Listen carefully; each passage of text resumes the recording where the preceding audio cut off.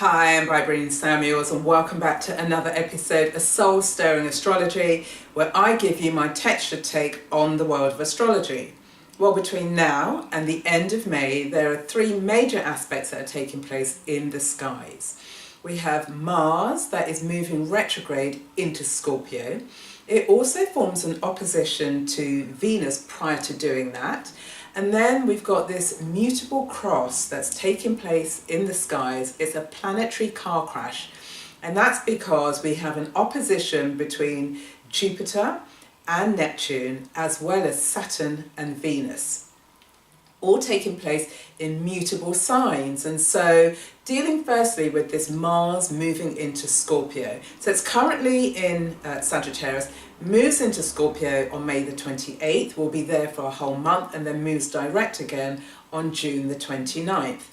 Now, where we have a retrograde of Mars in Scorpio, so it's ruled by Pluto, so we're dealing with power issues, but it's about the internal conflicts that you are experiencing in your life. And this can be brought about because Mars, which rules Aries, is about assertion, wanting to be first, being dynamic, being a leader in the world, and always pushing yourself forward, to the detriment of you really understanding and taking the time to really know what your true needs are. So there in itself, it presents a conflict. So as you move through the retrograde cycle, it's a chance for you now to examine what those true needs are, to face your inner demons because you're plunging into Scorpio's waters. And it's a chance for you to transform and to regenerate those old aspects of yourself that really blunt and numb and diffuse your sense of what your real needs are. And also it kind of alleviates this underlying neuroses that's going on. For example, you may have a sense of, well, it's those people out there, it's that person, and they did that to me, and that's the reason why I'm unable to progress. So instead of pointing the finger and turning the energy externally, it's about bringing the energy into your world, examining your own internal conflicts. And by doing so, you'll be able to lessen your anxiety around it's other people blocking you, more about seeing how you block yourself. And so through the retrograde cycle, it's a chance for you to kill off those old parts of yourself so that you can be born fresh and move forward knowing truly what your needs are, and then working around those things. Leading up to Mars going into Scorpio, it forms an opposition because it's still in Sagittarius this week, so it forms an opposition to Venus, which has moved into Gemini. So here we have the masculine and feminine principles and energies coming to the forefront. It's an opposition. So we have the opposition within ourselves because we have an anima and an anima. So each of us, irrespective of gender, have this sense of the masculine and the feminine. And where you have an opposition, it's about the pulling apart, moving in opposite directions around these energies. So just think about it, whatever Mars touches, it reinvigorates, it energizes the planet. So Mars brings and infuses more energy for Venus to be shining her light in the arena of Gemini. So it's about appearing to be attractive and sociable and gracious. And where Venus shows up and it touches another planet, it softens. So Venus has the ability to soften the edges of Mars. And so therefore, what you're trying to do through this opposition is to balance the concepts of where is it that you are placating yourself in life. You're always placating and bending over backwards and pleasing and being gracious, which are great qualities in terms of the interpersonal skills. And we've been socialized in that way to have good manners and be gracious and to connect with people. Now that the opposition is here, it's an opportunity for you to see, well, am I too much that way?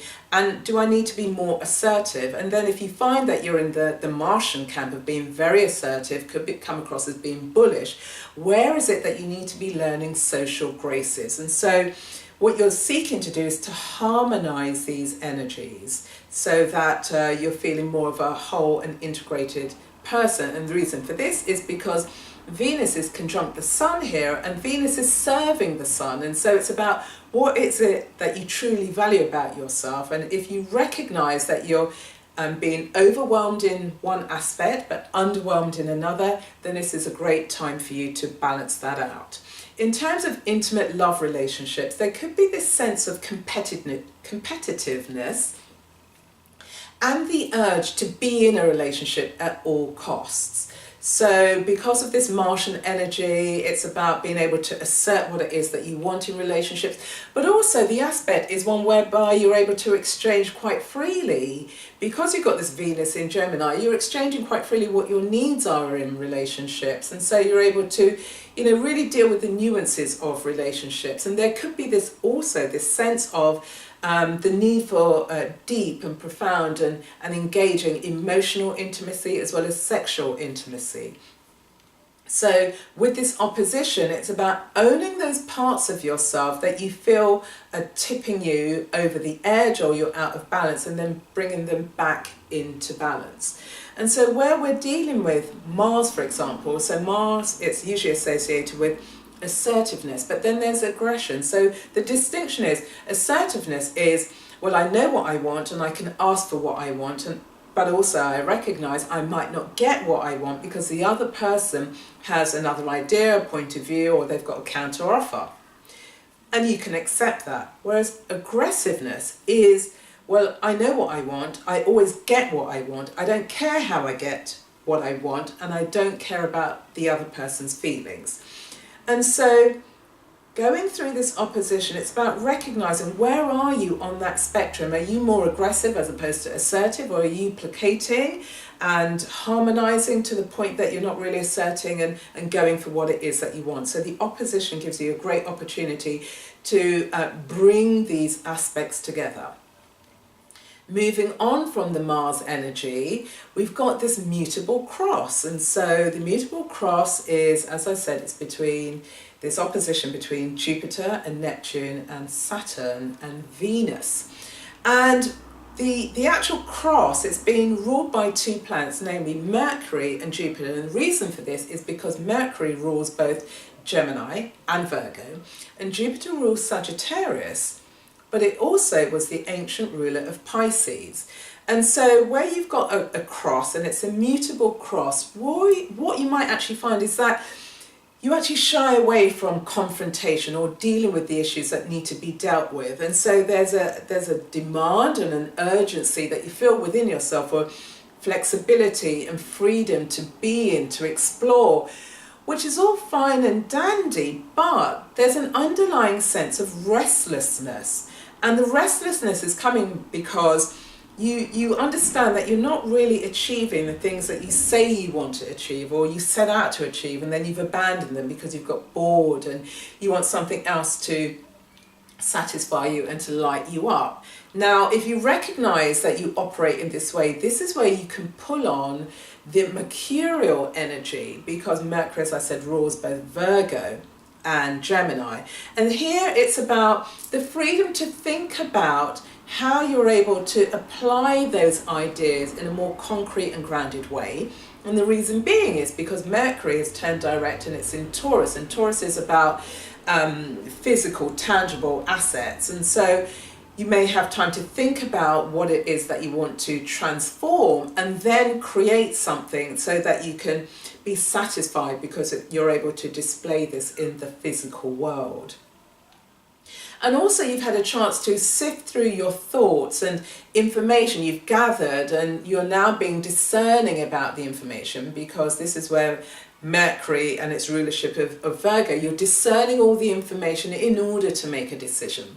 Now this is where Jupiter comes in, because Jupiter can then make sense of the data that you've pulled together. And so with this mutable cross, it's about gathering information, but also ascertaining the wisdom from the information.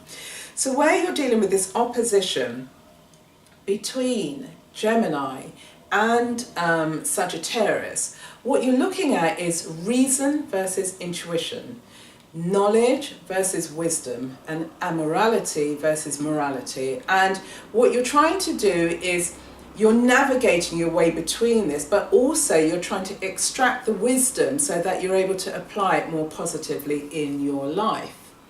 And then we've got Virgo, and the Virgo opposition is to Pisces. And there's this sense of, practical service versus selflessness. And so there's the opposition you're dealing with here is order and chaos and criticism and compassion. Where are you on this spectrum? How are you able to have this sense of service for others, but not being a martyr, not being a saviour going through this process? So the Mutable Cross gives you the opportunity to examine where you are on the spectrum of these oppositions, and then using mercurial energies that's filtered through Taurus, and then using the Jupiterian wisdom that's filtered through Virgo, which means that you need to be discerning about the wisdom that you've ascertained from the amount of information that's been generated by Mercury because of its connection to Gemini and Virgo. So there you have it for this week. It's a sense of dealing with your inner demons, because we've got Mars, and Mars will be going retrograde through Scorpio, so it's fighting with yourself in order to cleanse and purge those aspects that hold you back from other people. It's also dealing with this opposition, the masculine and feminine energies, and how you're able to integrate it, so you've got more of a balance between the assertiveness and where you're being pleasing and placating people. And then you've got this, the grand Mutable Cross, where you're being pulled in opposite and directions, because all of the 4 planets that are involved want their own level of expression, but it's about how you're able to sift through the facts to make sense of it, and then share the wisdom in your own life, but also with other people. So that's it. And so the quote of the day comes from Viktor Frankl, and what he said is that life requires spiritual elasticity from man in order for him to temper the chances that are offered to him. And so the question of the day is, what adjustments can you make in your life in order to take advantage of the current opportunities around you? Put your answers and comments and any other suggestions in the comment box below, because as you know, I always love to connect with you. Also feel free to like and share and subscribe to my channel. Share this episode with others that you think would be of interest. Have a fantastic time exploring who you are, and I will see you again on the next episode.